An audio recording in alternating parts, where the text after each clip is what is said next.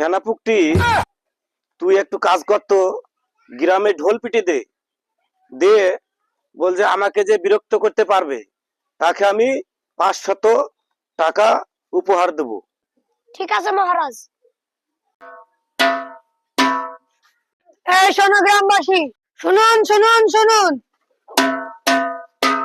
যে ব্যক্তি মহারাজাকে বিরক্ত করতে পারবে তাকে মহারাজা 500 টাকা উপহার হিসেবে দেবে।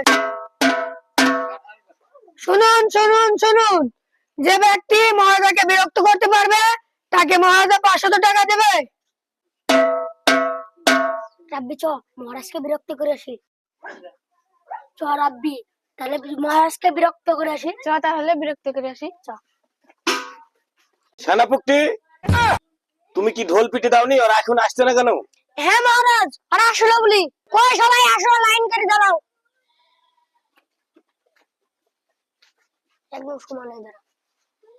তোমরা তো তাহলে আজকের ঘটনা জানো, আমাকে যে বিরক্ত করতে পারবা তাকে 500 টাকা পুরস্কার করব। তুমি আসো।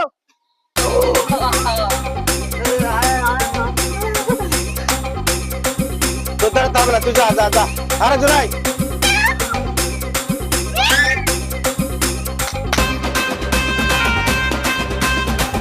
তোর দ্বারা তো হবে না, তুই যা। নেক্সট।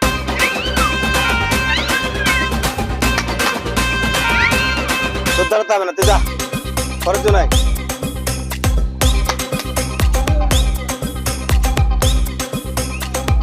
তোর দ্বারা তো হবে না, তুই যা।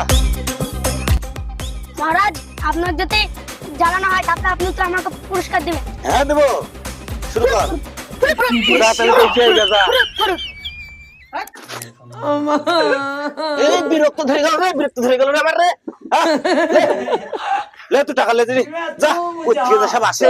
এই সেনাপুকটা এদিকে আয়।